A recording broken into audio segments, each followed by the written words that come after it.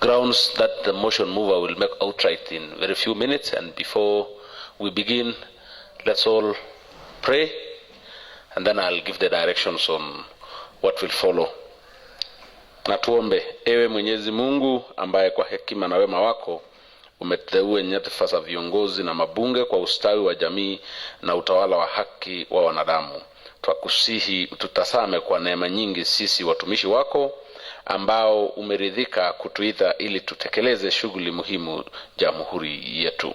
Twakuomba ututeremshie baraka zako sisi tuliokutanika hapa, tujalie tuyatende na kufikiria mambo yote yatakayofikishwa mbele yetu kwa njia ya haki na uaminifu, ili utukufu na sifa zako usiendelezwe, na ili kustawisha amani, ufanizi na heri ya kaunti hii yetu ya Bomet na wale ambao haja zao umezikabidhi mikononi mwetu.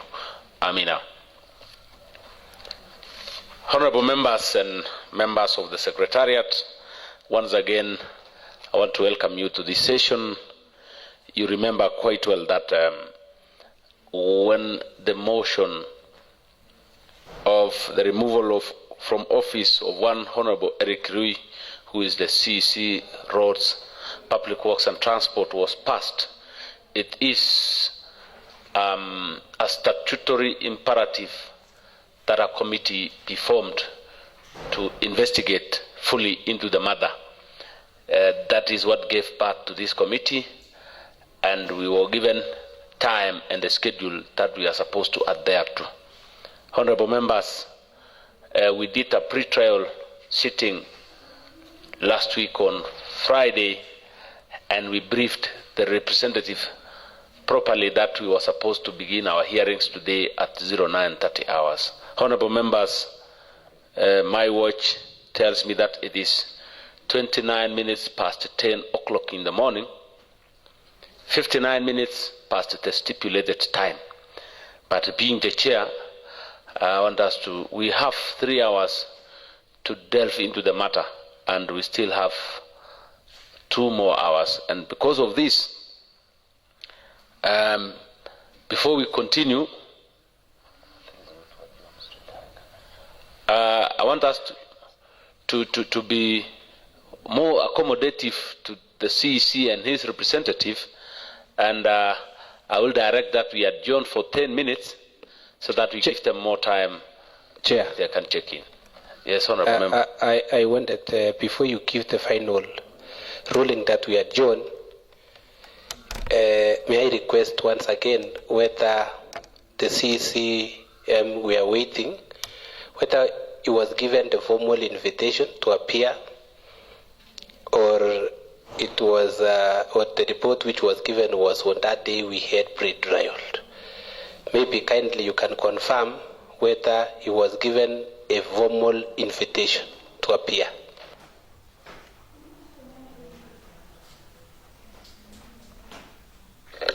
Honorable Member, it's a good question. While we were doing the pre-trial, we did share the schedule and the calendar of events, and his representative was well guided, and he agreed to the schedule that contained the invitation. Thank you, Honorable Member. Thank you. Your ruling will guide us. Now, Honorable Member, this sitting is adjourned for 10 minutes. It is 10:31 hours. We will resume at 10:41 hours. So the sitting is adjourned for 10 minutes.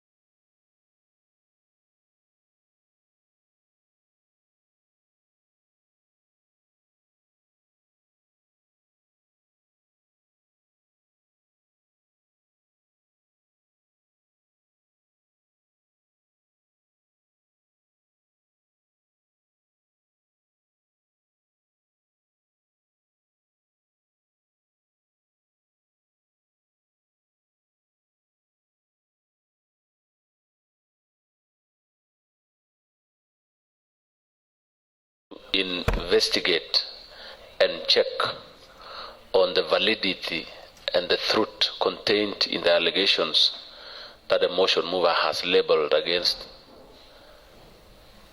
the Honorable Erick Rui, who is the CC for roads. And we are well guided that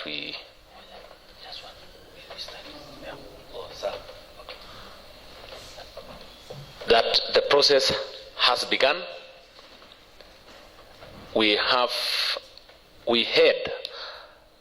a maximum of 10 days to complete the process that started some times back.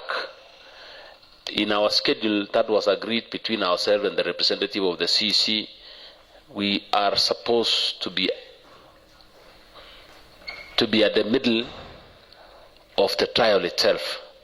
And honorable members, this was supposed to start at 09:30 hours.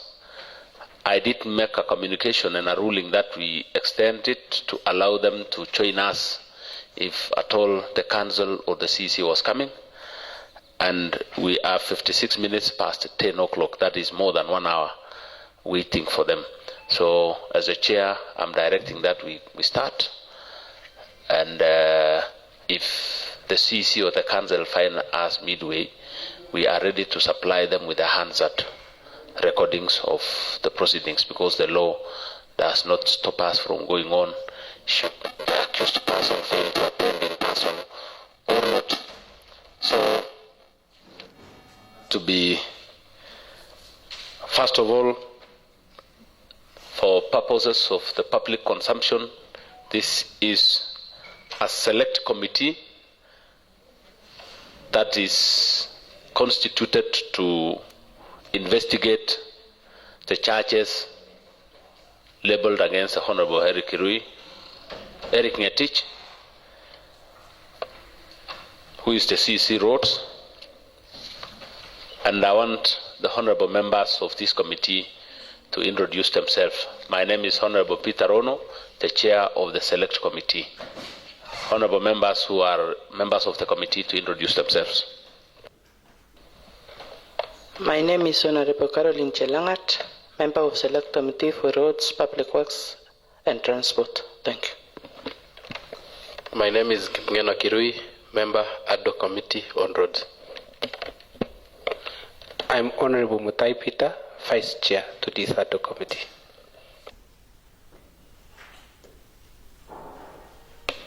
Thank you, honorable members. The Select Committee is a 5-member committee, and already seated are 4 members. That forms the quorum, and we are ready to proceed. I would also want to give an opportunity to the members of the Secretariat to introduce themselves, beginning from my immediate left.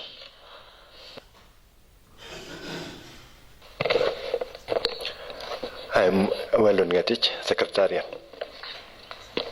Dixon Zirion, Secretary. Good morning, everyone. My name is Aaron Ngeno, Legal Counsel. My name is Samuel Leonard, Secretariat. Thank you so much. I understand there is one member who is here to introduce himself. My name is Oscar Sang, Legal Counsel. Thank you so much. For the benefit of the members of the public and those watching us online, this is a select committee whose mandate is to make inquiries, and the findings will determine whether the charges labeled against Honorable Erick Kipkoech Ngetich, who is the CC for Roads, Public Works and Transport, will warrant his removal from office. Amongst ourselves is the motion mover, who will be given an opportunity at a later time to read through the charges, and the Honorable CC will be given an opportunity to reply if he joins us along the way. So, honorable members, we are all aware that the County Government Act and the standing orders that guides the procedures of this House gives an opportunity to a honorable member to introduce a motion for removal from office of a CEC upon violation of the Constitution, gross misconduct, amongst other wrongs. In this case, the Honorable Josephat Kipkoech, in a motion that was approved, debated, and passed in this county assembly, made the threshold that the honorable member be removed by way of impeachment. Honorable members and members of the public, the process started where the honorable CEC was supposed to be served and be informed of a motion intending to remove him from office. Last week, Friday, we did a pre-trial sitting where his counsel and his representative was informed on the procedure. We did agree together that this was the schedule. He was comfortable with it, though he had reservations, but we made a ruling on the same, and he obliged.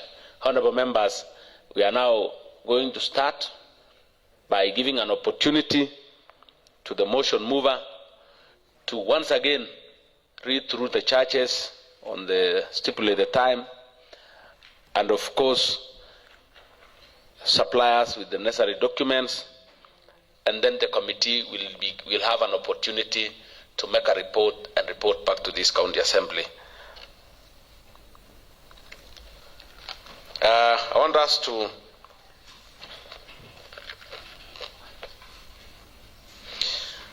alongside the motion mover reading through the charges, we will also require him and the Secretariat to furnish the committee with evidence. Should there be any response required, he will also be given an opportunity, and of course, he will be given an opportunity to make clarifications. And remember, Honorable motion mover, midway after you read through every charge, the Honorable CEC, should he join us, will be given an opportunity to either agree to the charge or deny it. But whether the charge is holding or not is the preserve of the committee to determine. So, honorable members of the committee, you will take notes. The Secretariat will also be taking notes that will be used in forming up an opinion on the same. So I want us to start. And while we are doing that, we will limit ourselves, we will limit the movement. I would also want to make a ground rule that we mute our phones. This is a serious process. We do not want a member of the committee to miss some section, because those minor details will be used to make the opinion. So I ask you to mute your phones and be attentive.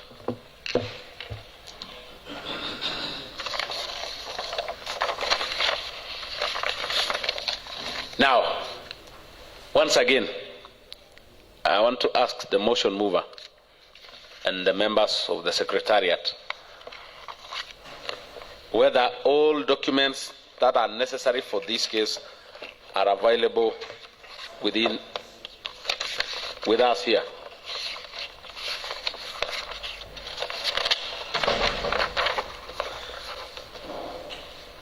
Chair, they are available.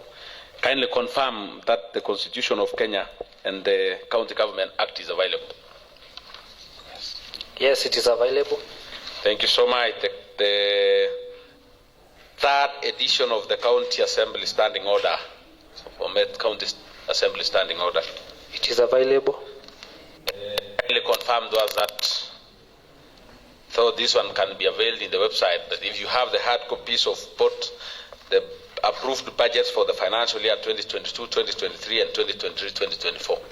Yes, Chair, this is available in the county website. Thank you so much.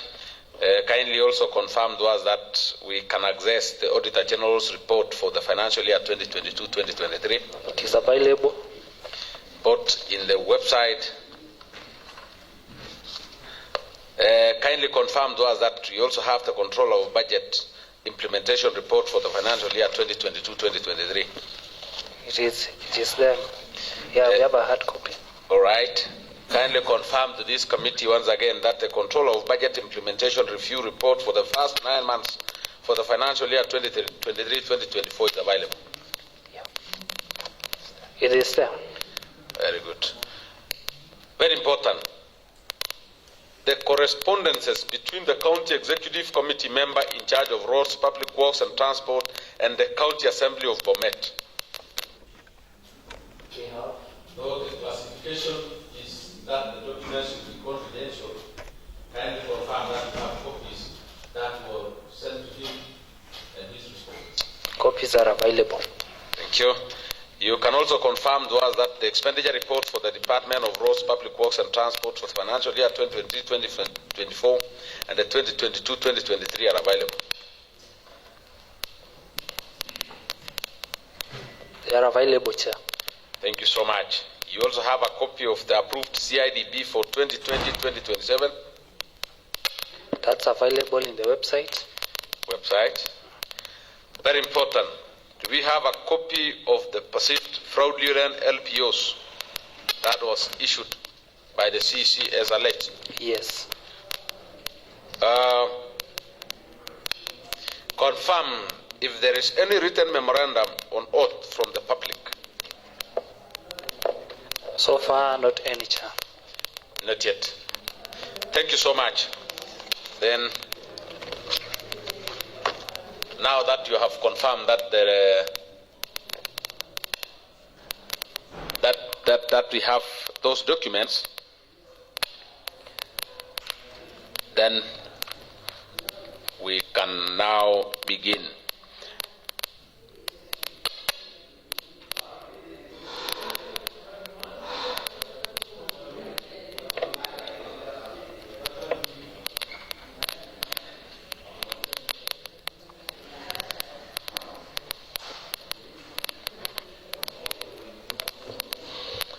Now, does any member have something to add or to make on this? Now that we want to move to the second very important session, we want to ask the Honorable Motion Mover to take us through the churches. Is anybody uncomfortable?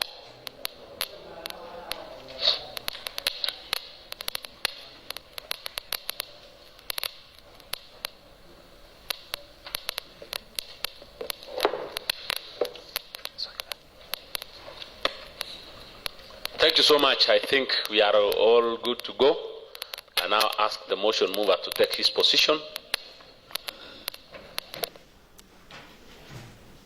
And we will be doing it under oath, so the council will guide him on what to do. And then we will.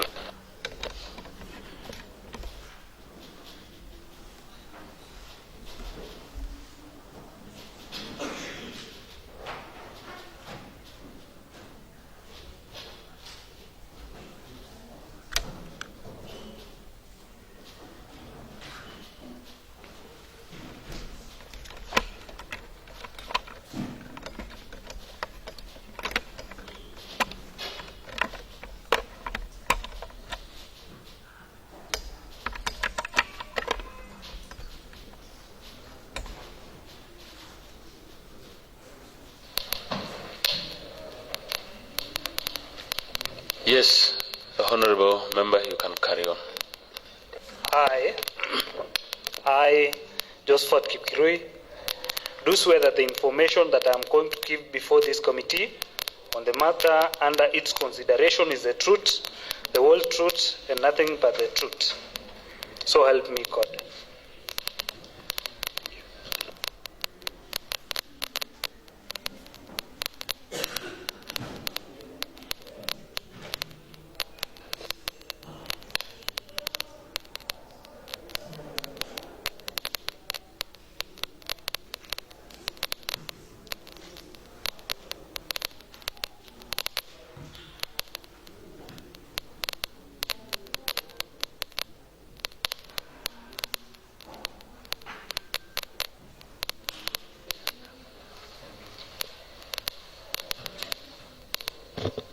Chair.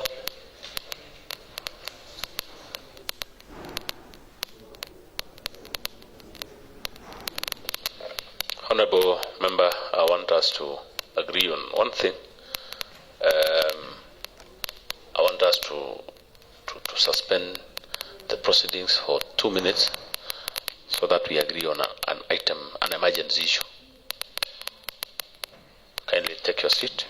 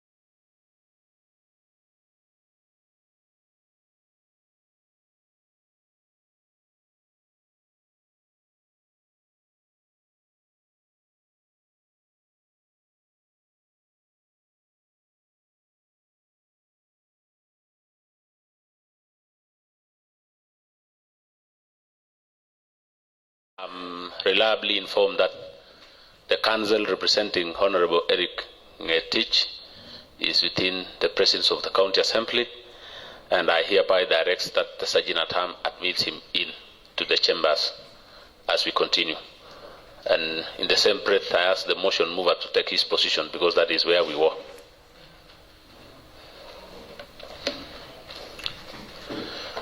Yes, remember it is 20 minutes past 11 and the proceedings started at 09:30 hours as scheduled earlier. So I ask you to take your position.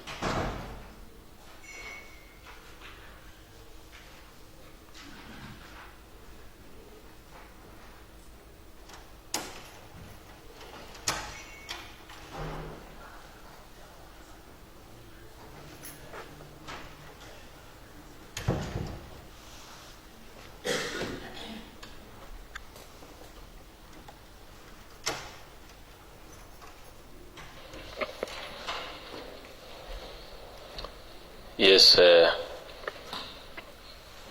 welcome. We are at the middle of the process and we had to hold for a minute so that you are ushered in.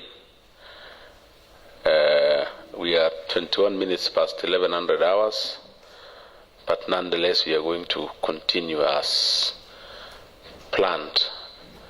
The Honorable Motion Mover, I want you to take your stage so that we can do the needful.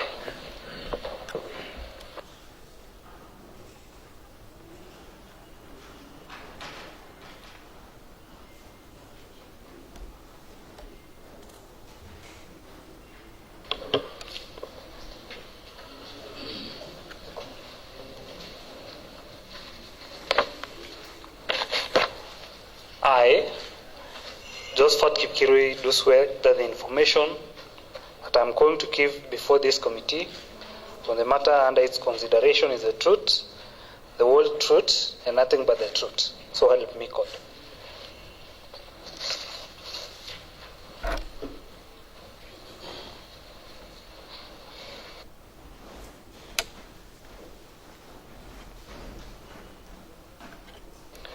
Well, Chair, maybe just to begin with introduction, my name is Josephat Kipkoech. In this case, I'm the one who moved the motion towards the dismissal of Honorable Erick Kipkoech Ngetich. Chair, my duty at this point is to quickly go through the charges that I have labeled against Honorable Erick Kipkoech Ngetich as the County Executive Committee member for Roads, Public Works and Transport. On the first charge, Chair, gross violation of the Constitution and other laws. Honorable Erick Kipkoech Ngetich failed to implement budgeted projects and adhere to the Public Finance Management Act. The CEC grossly violated the Constitution and other laws by, one, misappropriation of funds. He failed. Honorable Motion Mover, while the floor is yours, allow me to ask the Council whether the Honorable CEC will be joining us. Good morning, Chair and members. Unfortunately, the Honorable CC will not be joining you today because of the reasons if the Chair allows us to bring to the attention of this Honorable House. If the Chair will grant us 5 minutes to elucidate why the Honorable CEC is not present before you today. Not really.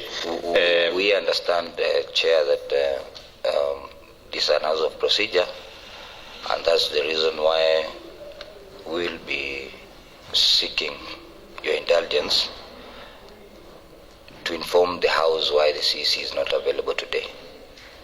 Thank you so much, Council. Unfortunately, it's good you are in agreement with me that this is a house of procedure.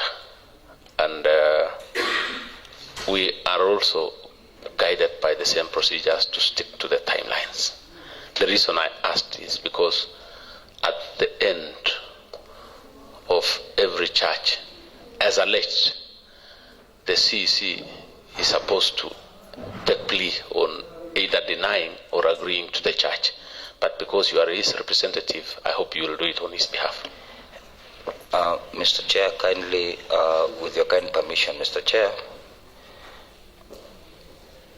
the reason we are praying that we be granted time to address this Honorable House is very particular and very reduced to only 3 issues.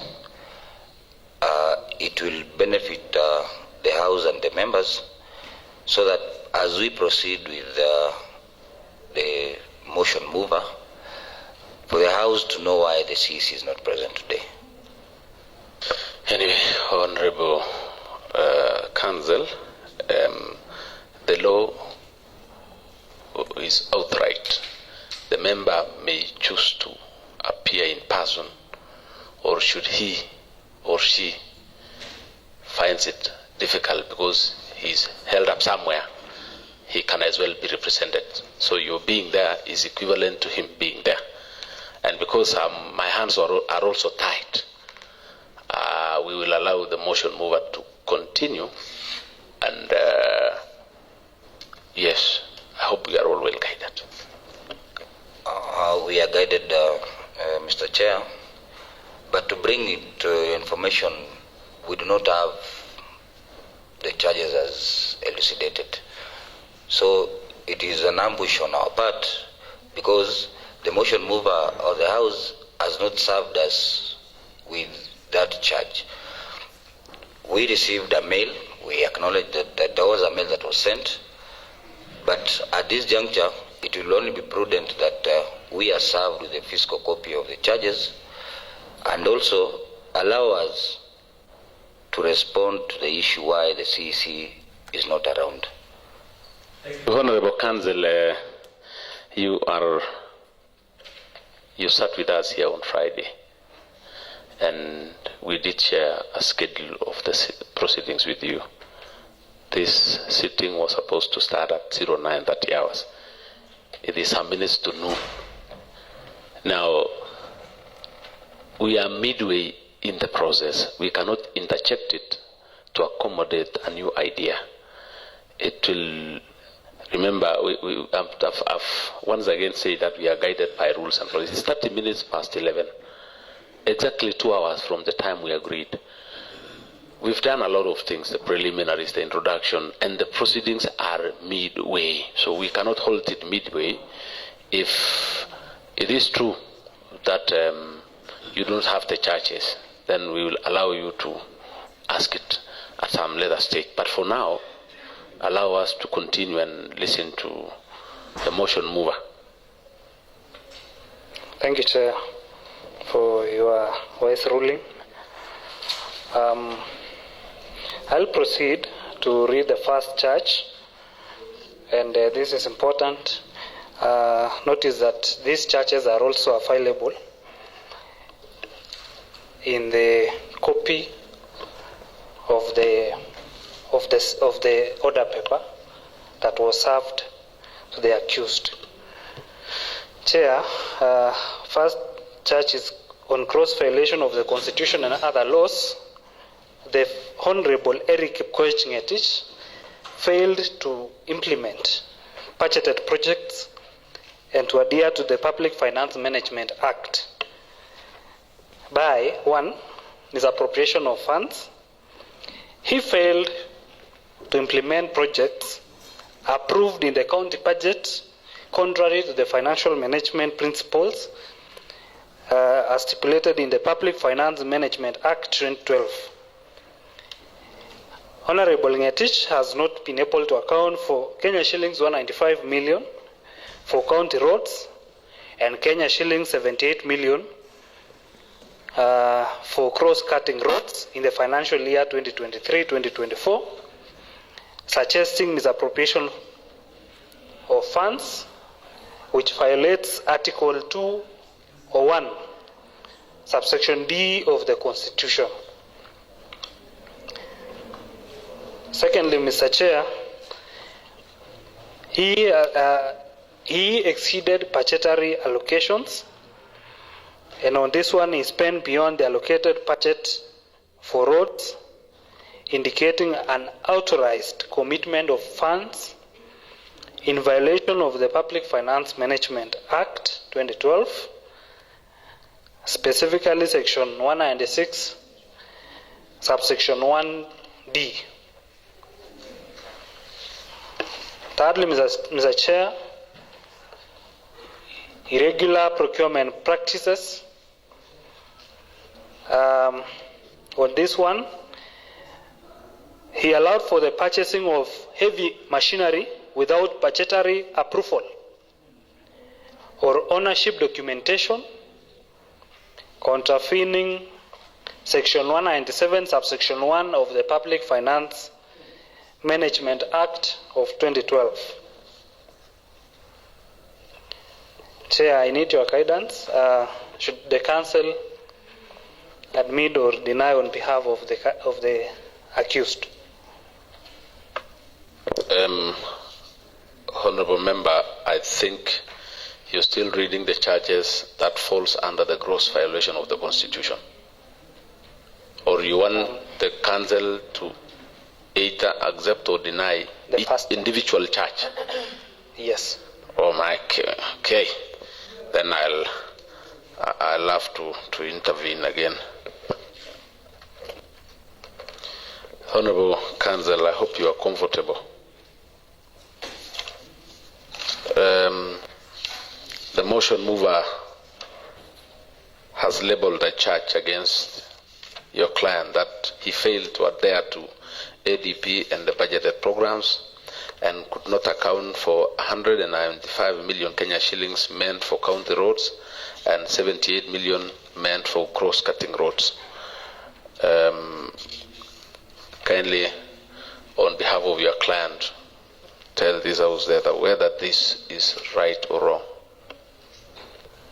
whether this is true or false.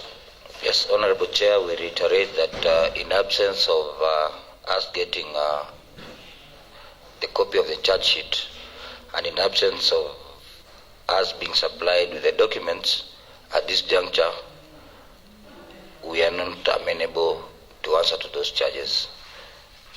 So in the premise, Honorable Chair, if the Chair will be guided to assist us with the charge sheet so that we can comfortably answer to the same. At this juncture, we cannot answer to those charges. Council, allow me to bring to your attention one very important aspect here. This is not a court of law, and the process is quasi-judicial. The space at which the honorable member is allowed to be represented is for him to get legal guidance. Otherwise, this procedure is well guided by the rules of the House. The documents that we use, including the order papers, are enough documents to guide a quasi-judicial process. And I hope this one is well understood, because we cannot turn a county assembly sitting committee to behave like it's a court of law where everything has to be done the judicial way. I once again reiterate that it's a quasi.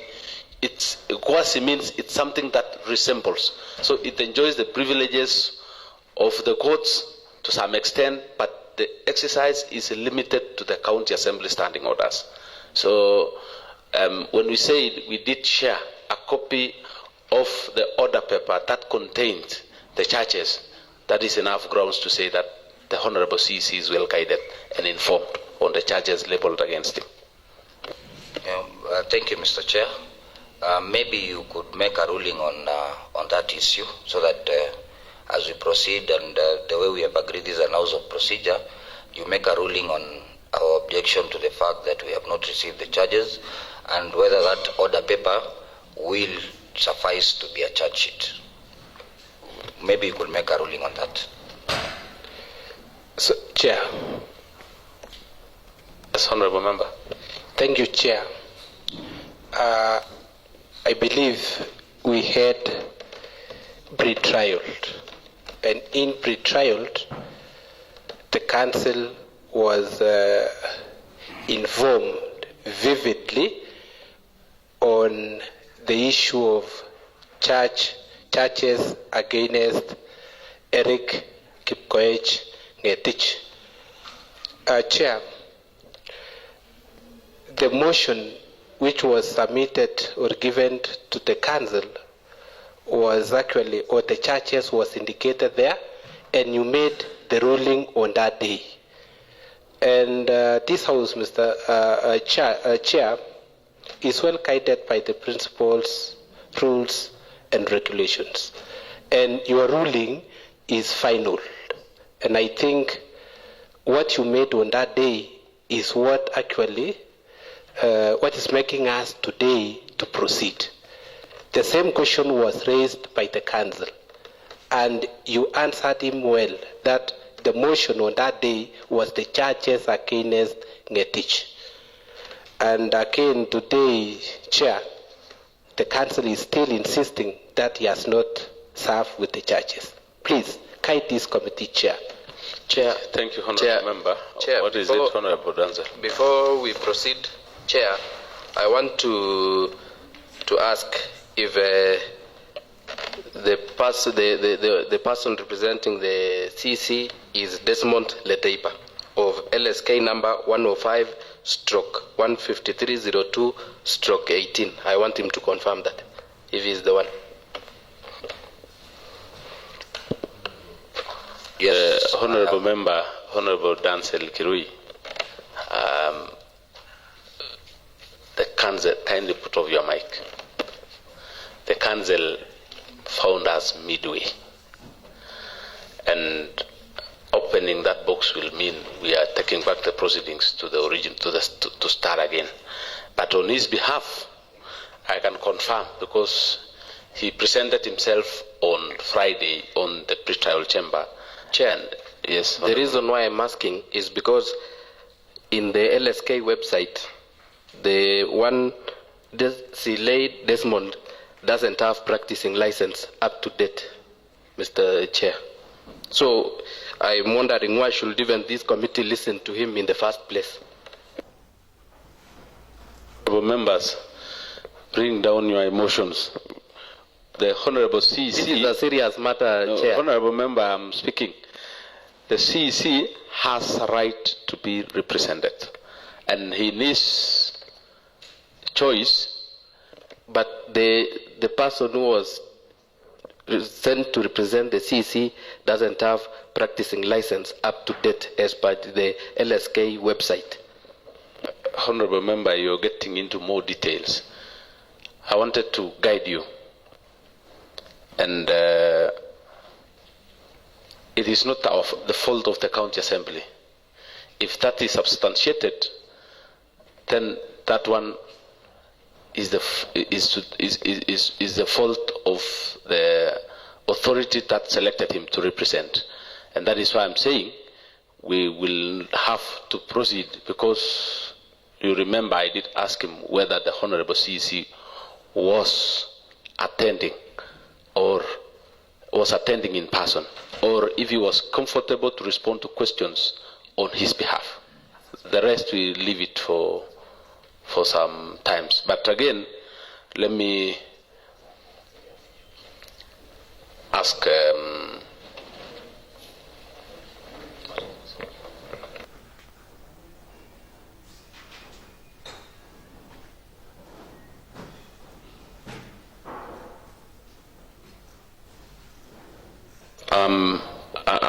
I'm also trying to seek guidance, counsel, because you've said that you want to be given the charge sheet.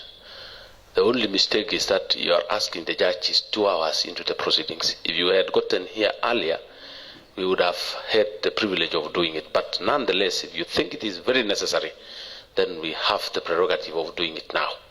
It is not a big deal. Kindly tell this House whether you are comfortable. We can still serve it to you. But in the fashion that is best known to us. Thank you so much. Yes, Mr. Chair. Before I answer that, maybe to clear the air to the Honorable Member, our application for a practice certificate are done online. And that is a process that has been migrated to a strictly online procedure. So the updation of my practice status is whether active or not. If in doubt, you are at liberty to seek guidance from the Law Society. But nonetheless, I assure you, I am an active member and competent at one. Mr. Chair, on the issue of the charge sheet, as we say, this is an of procedure and an of record. You made a ruling on that particular Friday that we were to be served with the charge sheet and the documents to be relied upon by close of business on that particular date. That was not done.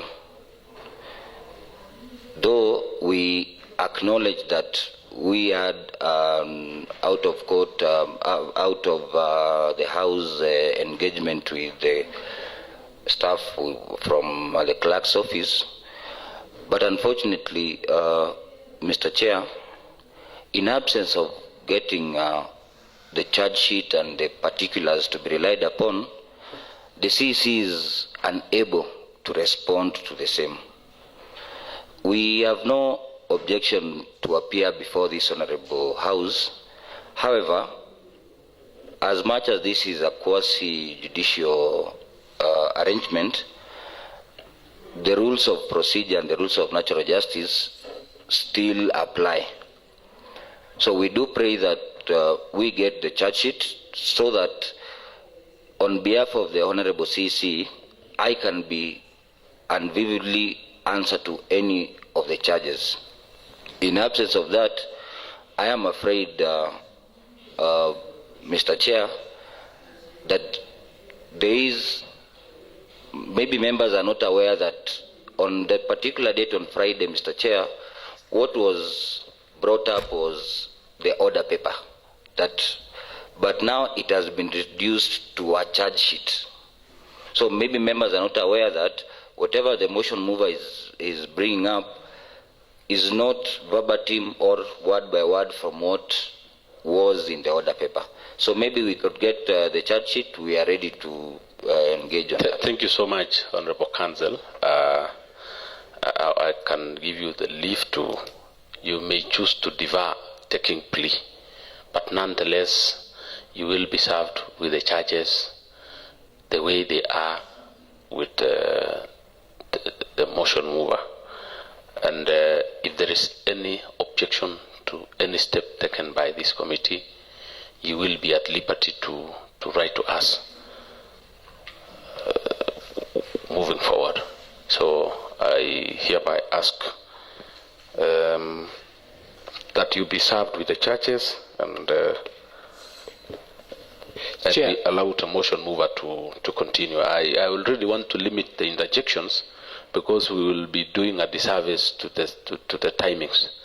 Remember, we have another proceeding after this and then another one. So I really want to ask the motion move. Yes, Honorable. Kindly, Chair.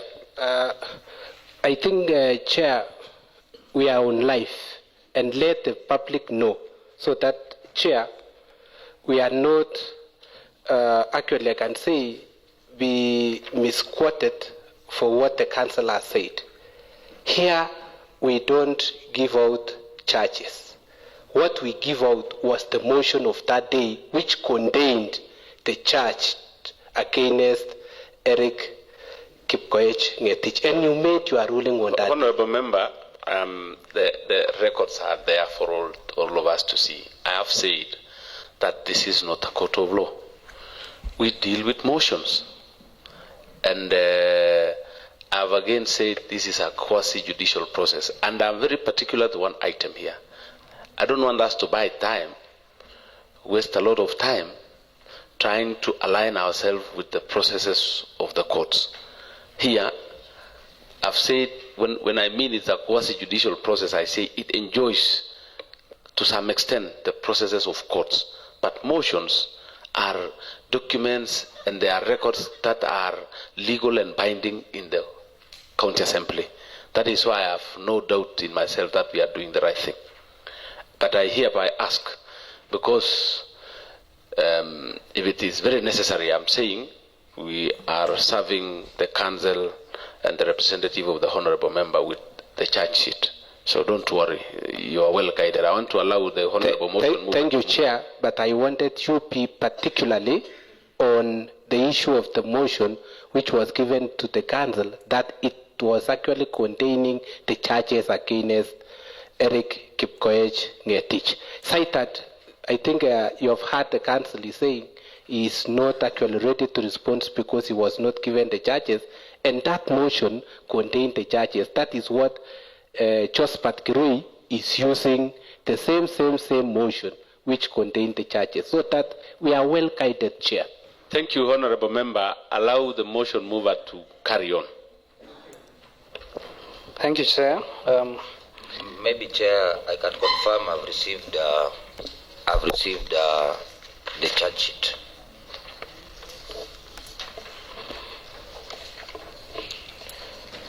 Chair, as you ruled earlier on, you granted leave the council not to take plea at this point in time.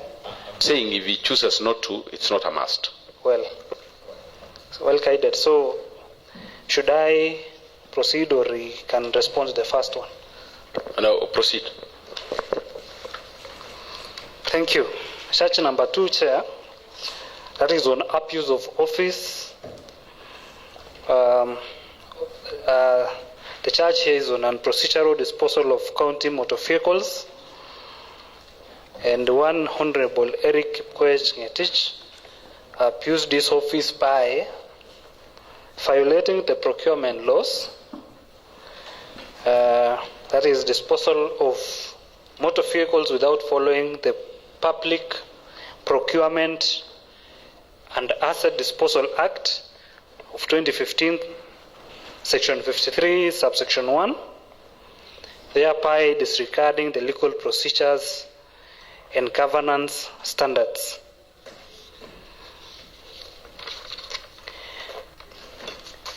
Charge number 3, Chair, on gross misconduct.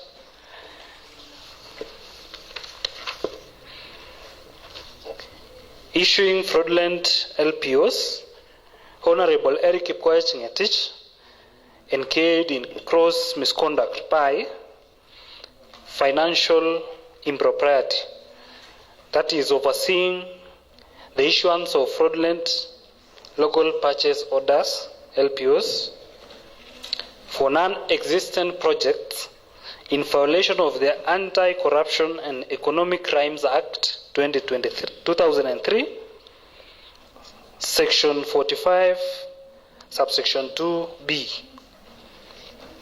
And the Chair will be serving this committee with an LPO generated for routine maintenance and construction of Muldai, Kara Parsukata, and Southset and Chipkrip roads, which in this case were fraudulent.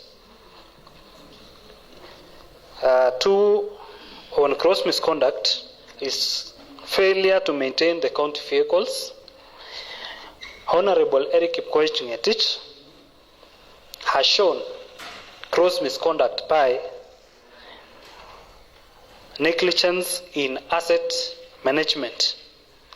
That is, neglecting the maintenance of county vehicles, leading to their deterioration and inefficiency, contrary to the Leadership and Integrity Act 2012, specifically Section 11A.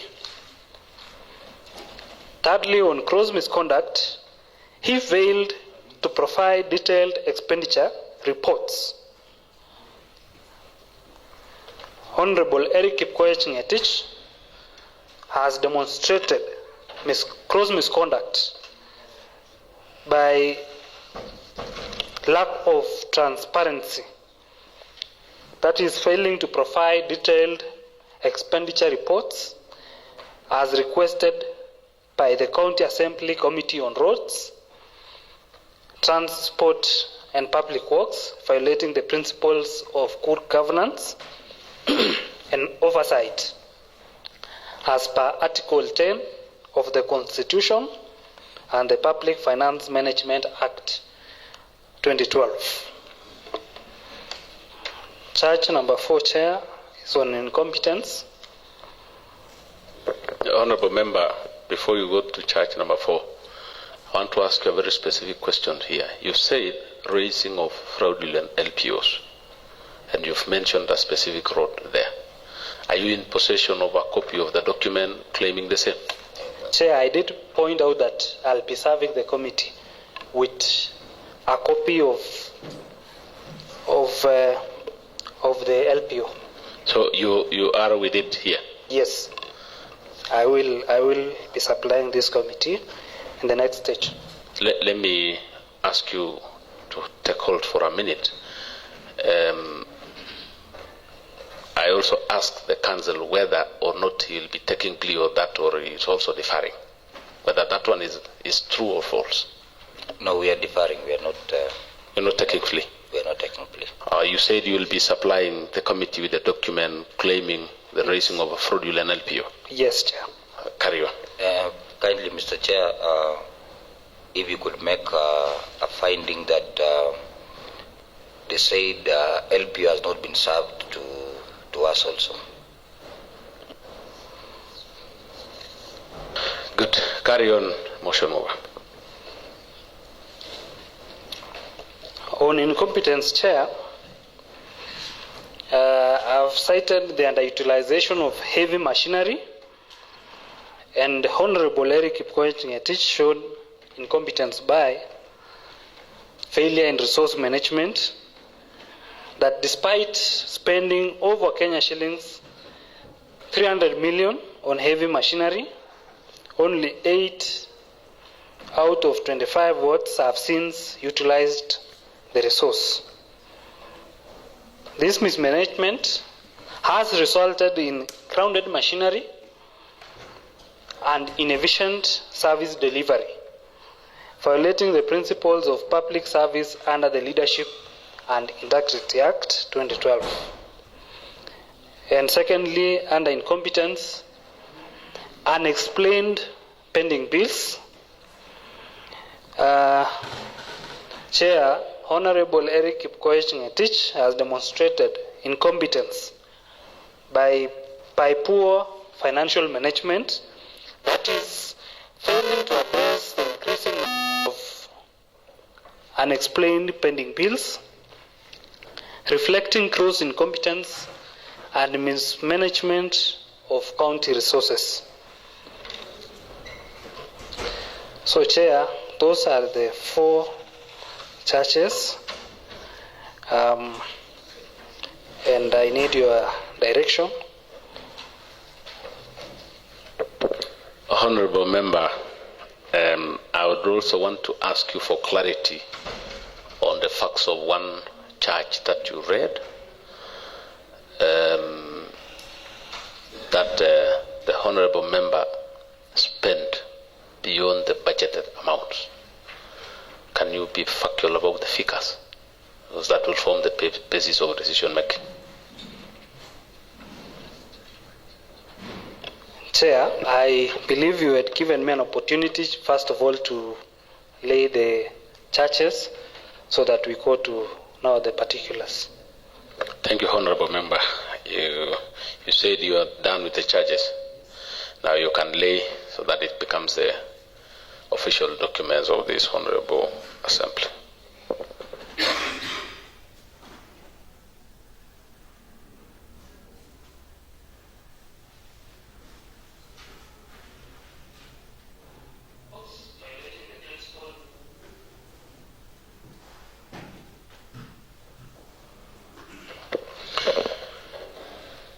Honorable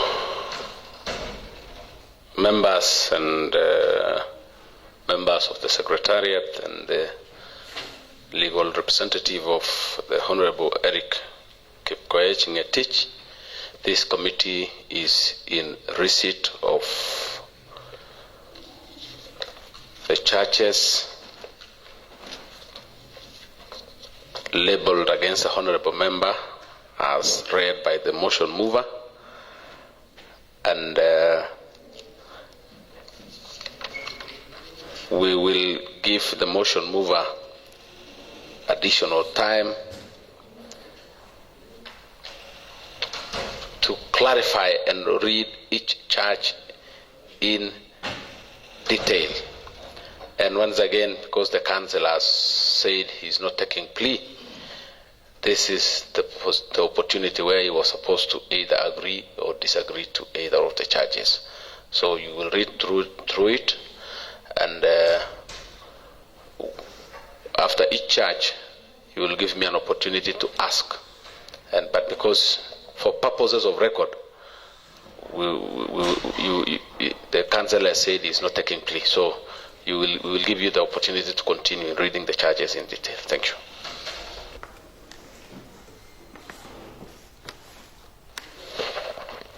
Well, Chair, well guided. So then, may I take this opportunity to bring to the attention of the committee the specifics as to regards to the charges that I have laid before the committee. I'll begin with the gross violation of the Constitution. And Chair, I did stated that Honorable Erick Kipkoech Ngetich violated the Constitution and the laws by misappropriating of funds.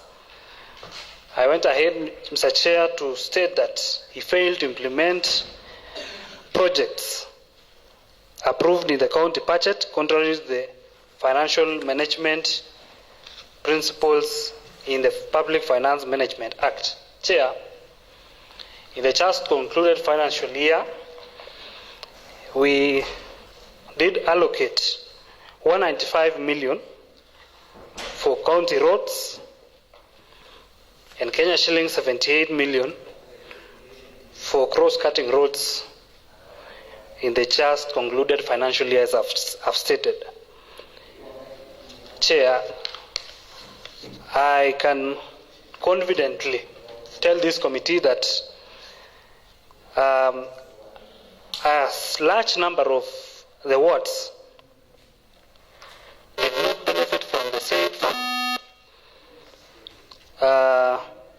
Maybe just to cite a few, Chair. One is Ingorwet, two Ndaraweta, Kimulot, Okoshek, Rongen, Manaret, Kongasis, amongst others. And Chair, as of March 2024, 359 million had been already spent in the department,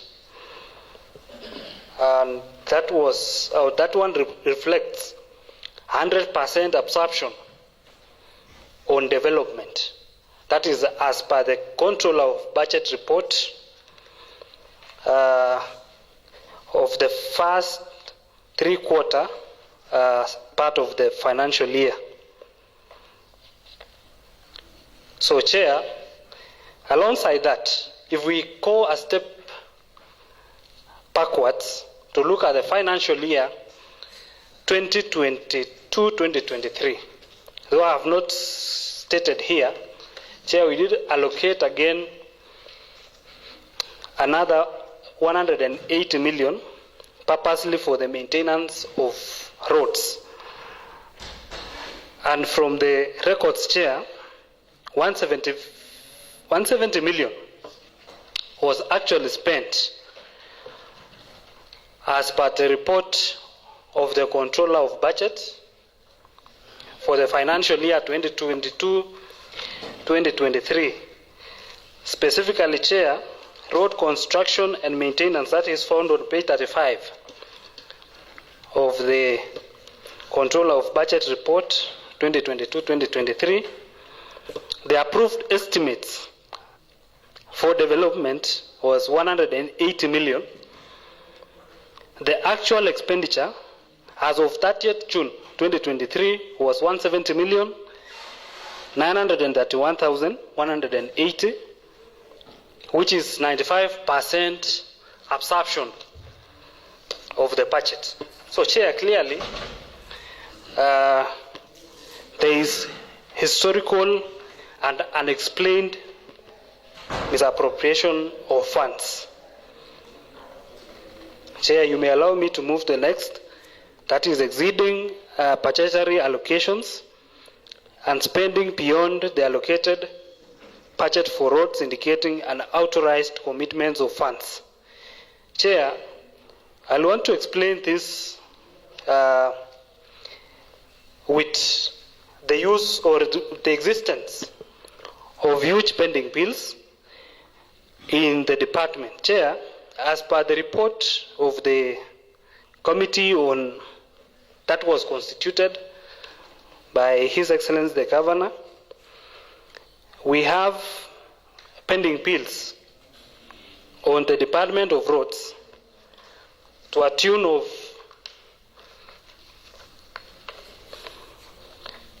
594,650,580.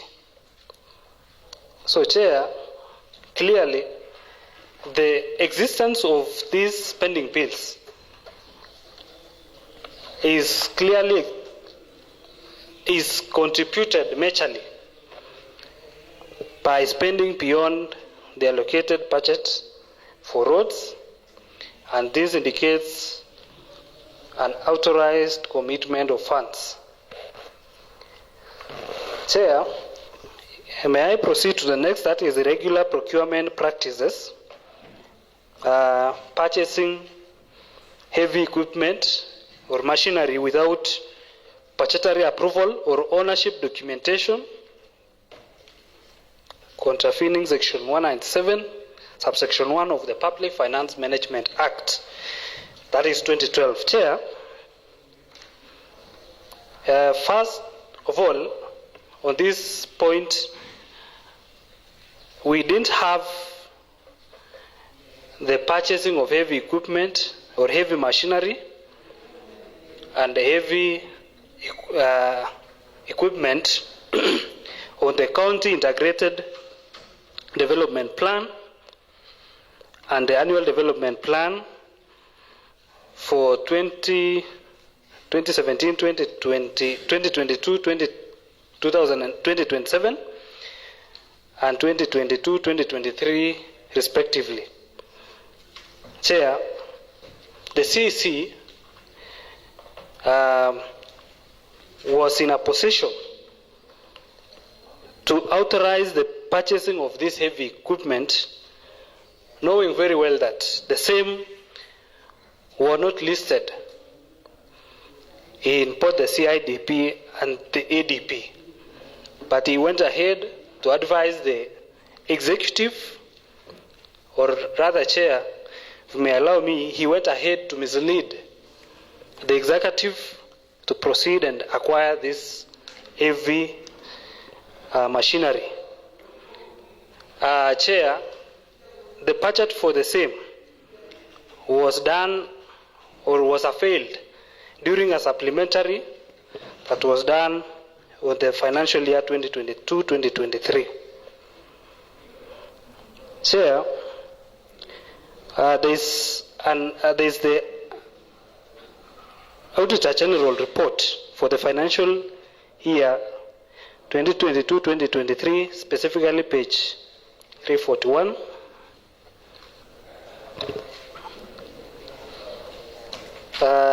Allow me to read this, Chair. This is the Auditor General report. It reveals that a review of records revealed that management incurred 141,547,000 for the supply of 5 crawler dozer, 5 graders of land levelers, and 1 motorized roller. However, the procurement of the equipment was outside the CIDP 2018-2023, ADP 2022-2023 as I cited earlier on, the approved budget and the approved consolidated annual procurement plan for the year under review. Further to this, Chair, the tender opening minutes dated 28 March 2023 submitted for audit were not initialized in all pages by the committee officials, and it further listed 7 received bids, with 1 bidder who submitted if misbid disqualified by the tender opening committee for having not submitted the manual copy. Chair, that was contrary to section 78 subsection 7 of the Public Procurement and Asset Disposal Act 2015. In addition, Chair, the physical inspection revealed that 5 crawler excavators, 5 motor graders, and 1 drum roller were delivered except for the 5 precassettes which were yet to be delivered. And at that point in time, Chair, the management under the CC did not provide supporting documents, including the specification of the machines, the store ledger record, and the inspection and acceptance committee reports. Chair, most worrying is that the logbooks for the crawlers, the excavators, and the drum roller were also not provided for audit, and this clearly indicates the lack of ownership for the said heavy equipment. Chair, you may allow me to proceed. Me to ask you a very particular question again in that section. Yes, Chair. You said the supplementary budget that was supposed to cater for the purchase of the machines was passed in this county assembly. Right or wrong? Chair, indeed the supplementary budget was passed through this house, but Chair, at that point in time, the decision to acquire the heavy equipment had already been done, and the causer of that decision was the department chair, because he was able to convince the majority of this house, Chair, that indeed purchasing this heavy equipment was the way to go.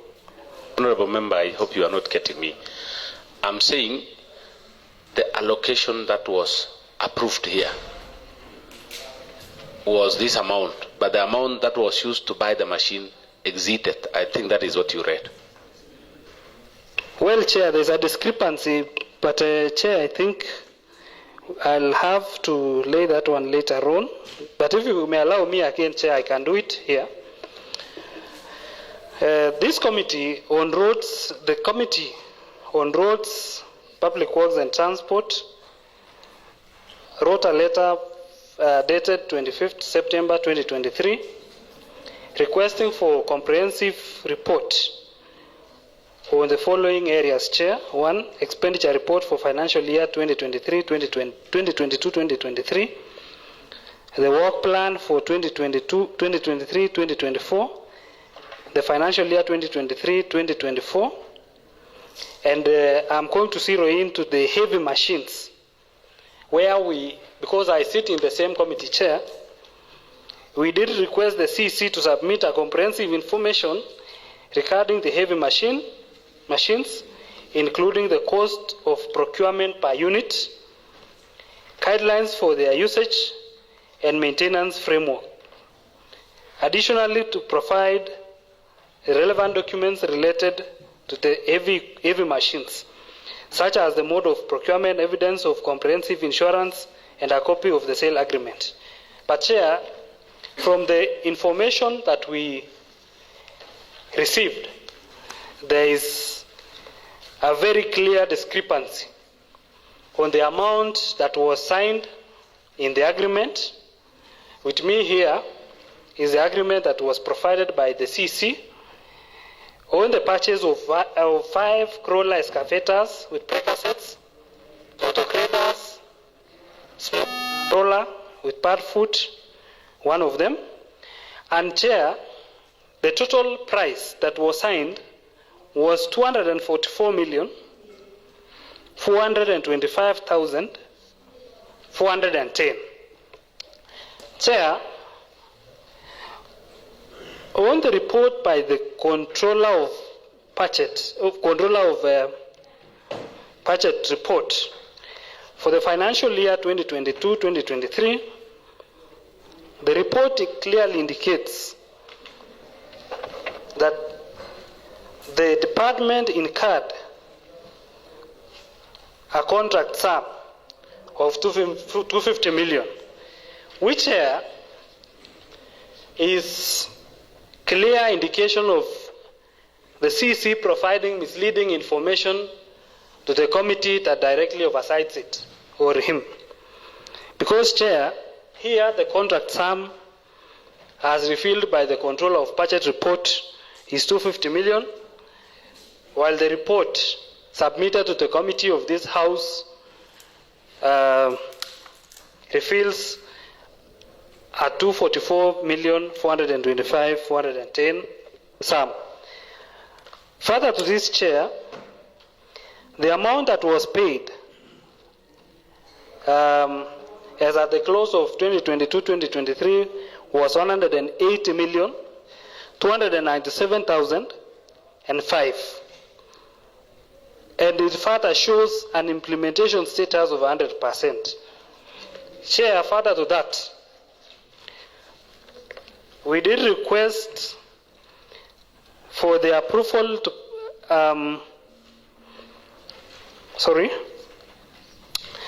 Chair, we did request for comprehensive insurance covers for the procured heavy equipment.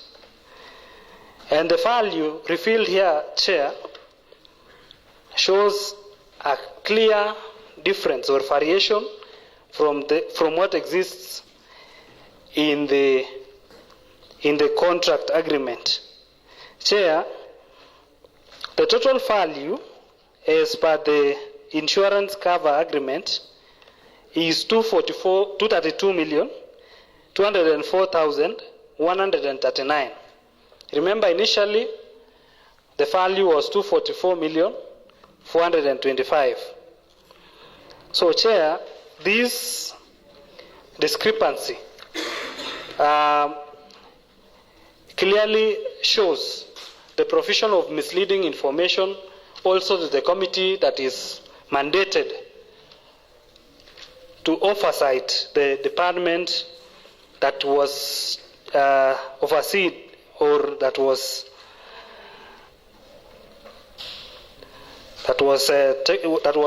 under the care of Honorable Erick Kipkoech Ngetich.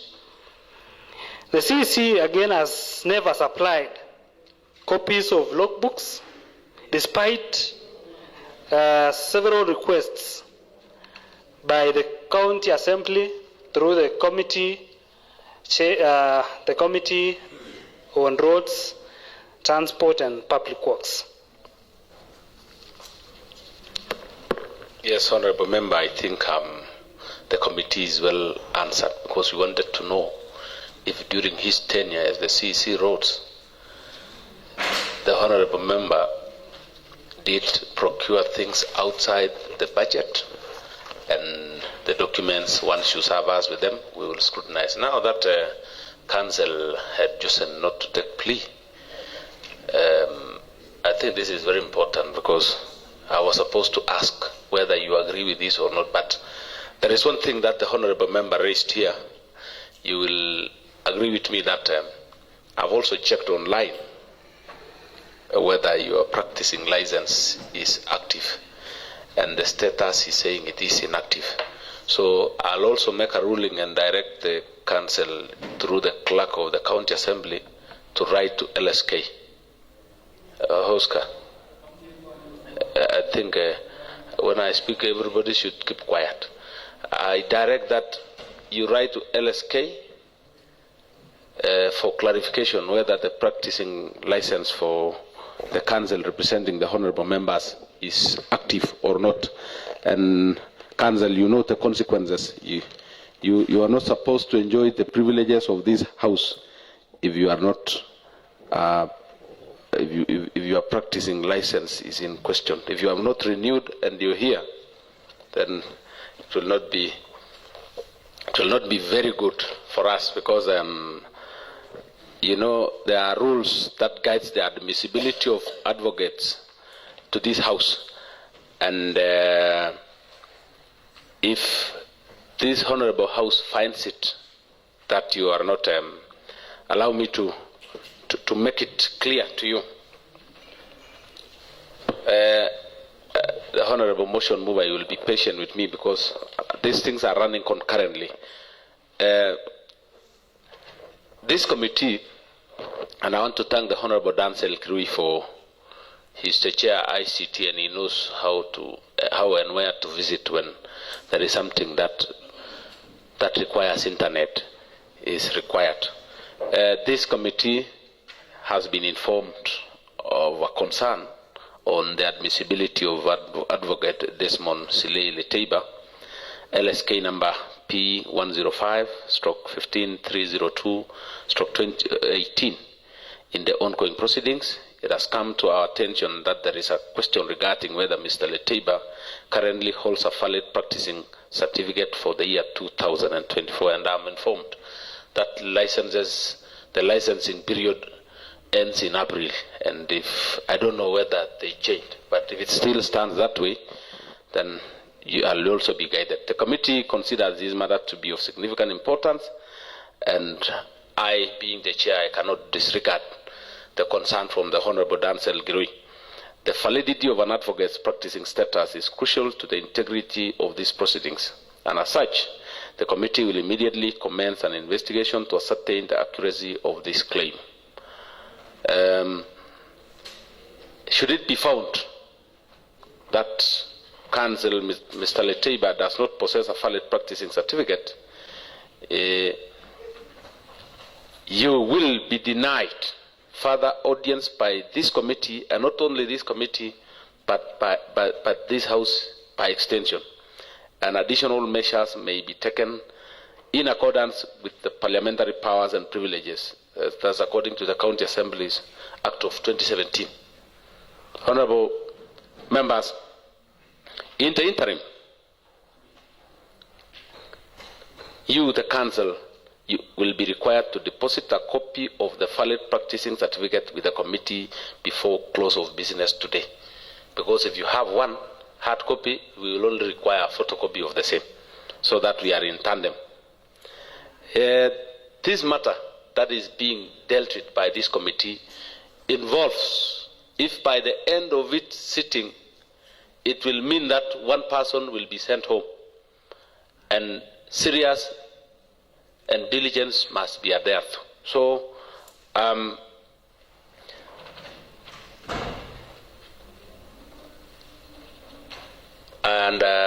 honorable members, you know we are dealing with a very serious matter, and everything should be taken with the seriousness it deserves. So the honorable, the council, I know when the honorable member raised the issue, you said you denied that you have a practicing license. You need to prove him wrong by depositing a copy of the valid practicing license before close of business today. And in the same regards, I was raising it because we did agree that you will not be taking plea. And I think that is why the matter came up. So I want to ask you to continue. Motion mover. Thank you, Chair. Allow me to proceed to the next charge. That is abuse of office. And here I've cited the unprocedural disposal of county motor vehicles by Honorable Erick Kipkoech Ngetich. Chair, we are aware that most of the county vehicles were disposed in the just concluded financial year. Chair, some of the aspects that were not taken care of were failure to explore other opportunities by the department, such as utilizing the motor vehicles, for instance, in the FITs that we have for use in practicals. Chair, another aspect that may have not been taken care of was public participation. And Chair, if I may quote specifically section 53(6) of the Public Procurement and Asset Disposal Act, it also gives space for the marginalized groups to participate in the bidding process, Chair. Chair, despite efforts by this committee, the Committee on Roads, Public Works and Transport, to sort for information regarding the same, the committee or the CEC failed to comply and provide information to this committee or to the Committee on Roads, Public Works and Transport. Chair, the letter is available that was done requiring the CC to provide information. And this letter dated 22nd August 2024. Number 6, Chair, required the CC to provide details of the Public Procurement Disposal Committee, including the minutes, information on the vehicles intended to be disposed, the disposed vehicles, stating their registration numbers and the amount realized per vehicle. These details, Chair, have since been not supplied to the committee. So I have a copy of the letter and I'll be tabling later on. Further to this, Chair, despite the department run by Honorable Erick Ngetich disposing various motor vehicles, Chair, it is also worth noting that the revenue generated from the disposal of the said motor vehicles were not declared contrary to the law. And indeed, Chair, if the revenue were indeed declared, then we would expect to have seen a revenue line on the resource envelope during the proposal of the budget estimates for the financial year 2023-2024. So I have that under the abuse of office. I'll be proceeding to the gross misconduct, that is issuance of fraudulent LPOs. And Chair, I did state that Honorable Erick Kipkoech Ngetich did participate in financial impropriety by overseeing the issuance of fraudulent LPOs for non-existent projects in violation of the Anti-Corruption and Economic Crimes Act of 2003, specifically Section 45(2)(b). Chair, I have a copy of an LPO for routine maintenance and construction of Kagi-Muldai, Karab, Parsukata, and Southset and Chepkrip roads, which are non-existent, Chair. And with me here are the copies of the LPOs. Thank you. You will give to the committee. You can table, please. Chair, I'll be tabling these copies, all of them, at the conclusion of my submission.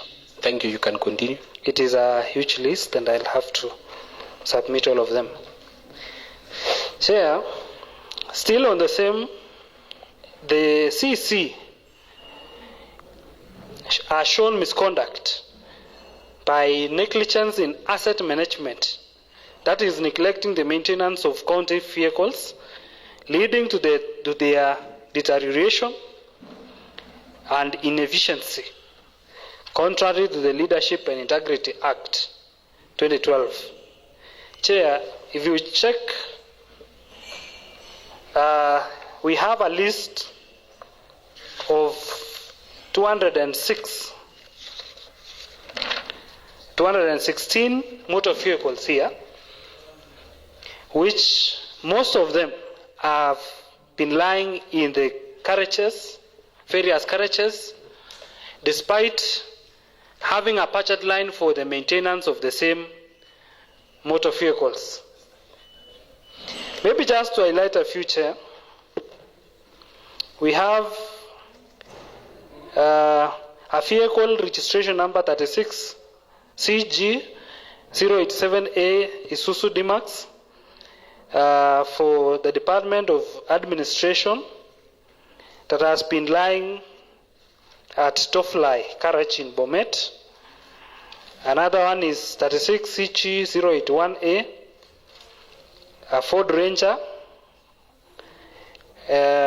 which also has been lying at Tofly Bomet. The initial one has a pending amount of 266,000 that was yet to be paid during the requisition, and also the second one has a bill of 750,000 which was yet to be repaired. Chair, as I indicated earlier, there has been budget lines provided in various departments. If you look at the budget for 2022-2023, it carries the budgets for maintenance of motor vehicles for every department. And further to that, Chair, if indeed these vehicles were maintained, then we would not have disposal of the same motor vehicles which I have highlighted before. There is also failure to provide detailed expenditure reports, and Honorable Erick Kipkoech Ngetich has failed to provide detailed expenditure reports as requested by the County Assembly Committee on Roads, Transport and Public Works, violating the principles of good governance and oversight as per Article 10 of the Constitution and Public Finance Management Act 2012.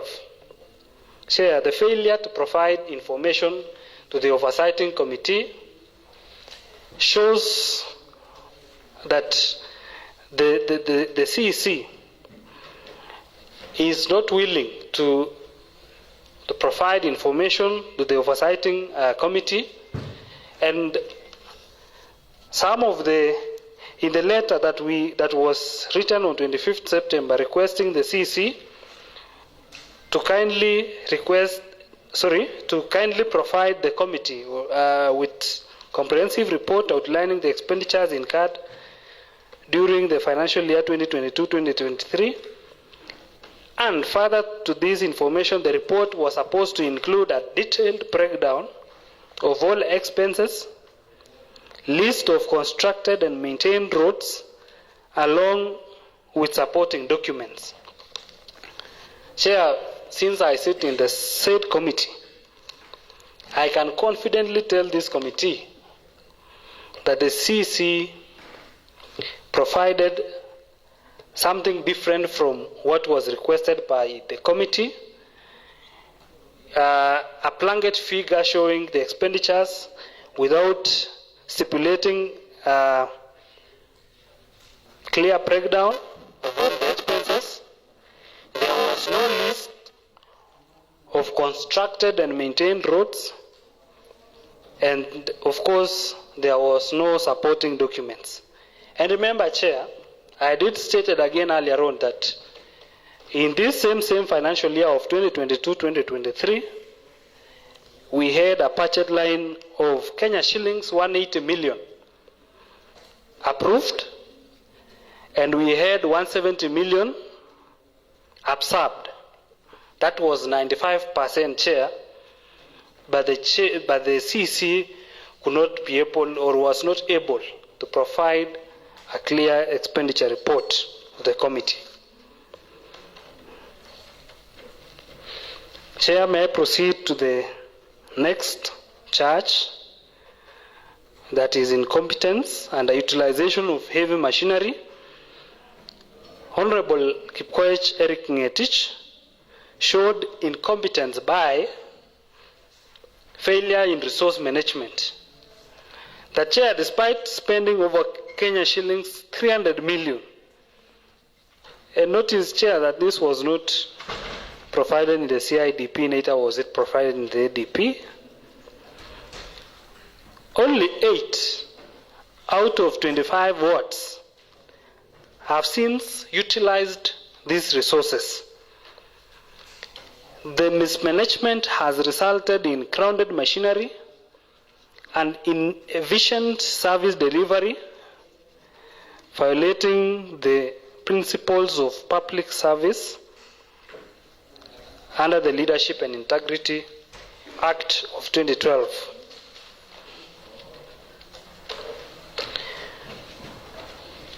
Chair, currently I'm aware that these heavy machines are lying in the Department of Public Works offices, and even despite spending huge amounts to acquire these vehicles, Chair, I can comfortably inform this committee that the operators of the said heavy machinery are casuals, which is so risky that in the event that a particular machine is vandalized, the question is who takes the responsibility? Chair, there is unexplained pending bills which keeps ballooning. Honorable Erick Kipkoech Ngetich has demonstrated incompetence by poor financial management, that is failing to address the increasing number of unexplained pending bills, reflecting our gross incompetence and mismanagement of county resources. Chair, I did share the pending bills figure for the Department of Roads.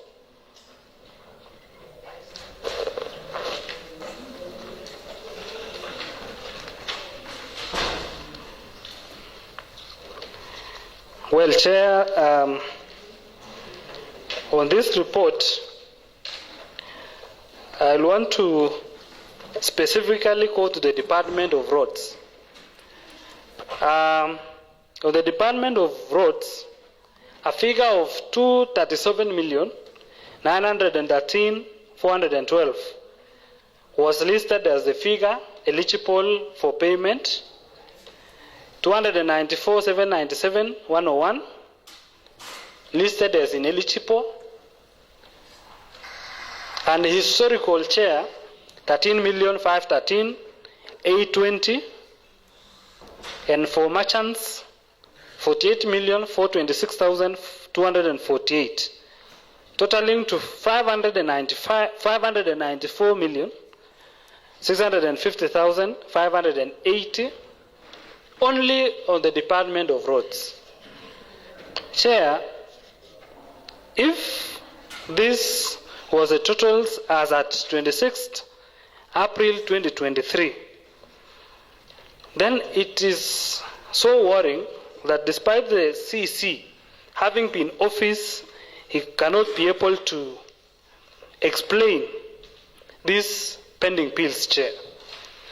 And it is evident that if we maintain the status quo, Chair, we may not have any further development, but we will instead be budgeting for pending bills. So, Chair, at this point, I wish to rest my case.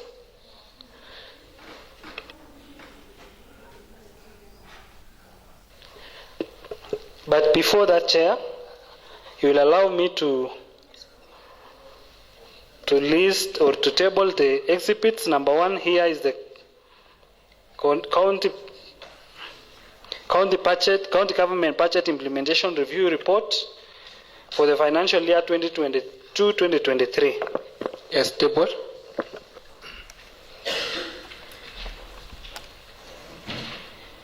May I also table the auditor's report as exhibit number 2, auditor's report.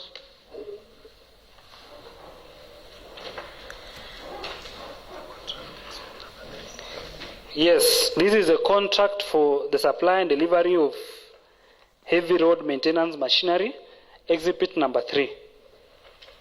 Yes, table. With me also, Chair, exhibit number 4 is a correspondence that was done by the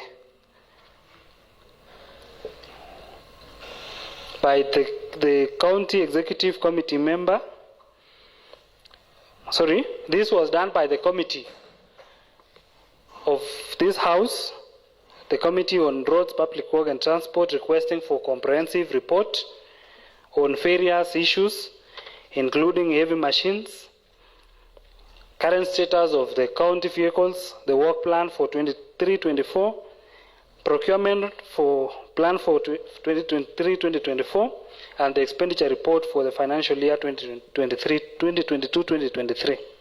Yes, table.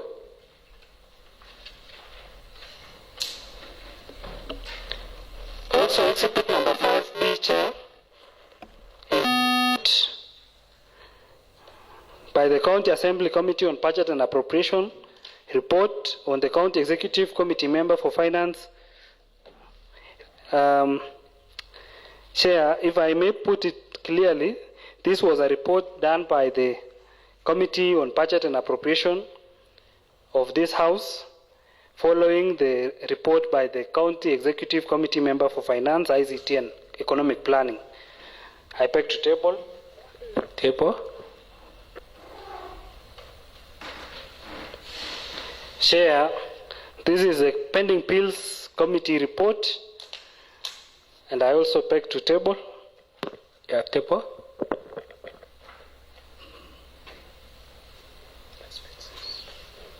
This is exhibit 6. That is a list of vehicles for various departments and their status. I beg to table. Table.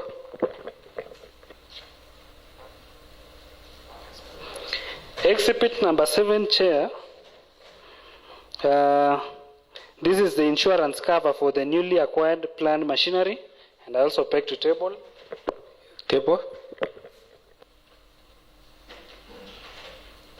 And lastly, exhibit number 8 is a copy of the fraudulent LPO cited during my submission. I beg to table. Table.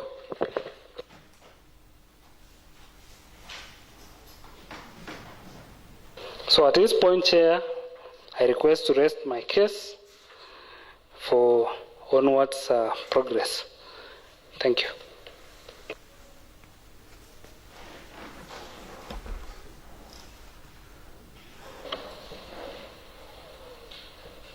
Thank you, Honorable Chospat, for the information you have given us.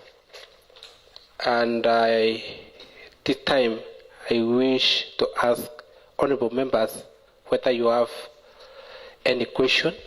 You ask Honorable Chospat before I give to the council.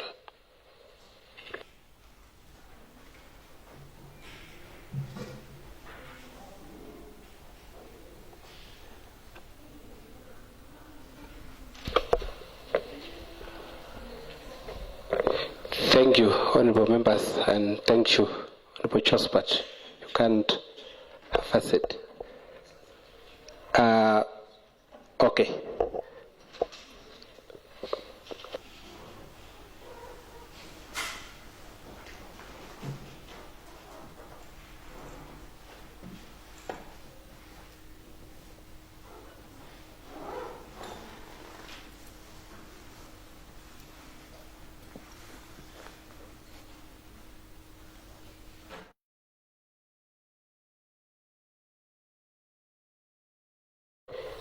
Now, thank you, Honorable. It is actually the norm of this House when we have such a weighty matter. We request the Council probably actually to take a plea. You can step here, the Council. Honorable Chair, the Chair before you had already made a finding that we are not taking plea. Thank you, the Council. Since you are not taking the plea, kindly I would request you step out and then for the committee to deliberate on that issue and shall give a ruling. And before I step out with your kind permission, Honorable Chair, I will wish the Chair to confirm that those documents that have been tabled were not supplied to the Honorable CEC, and the CEC is not aware of those documents. Yes, the Council kindly have said that we shall give a ruling. Thank you for your prayers, and we shall make a ruling. Kindly you step out so that we can deliberate about that matter.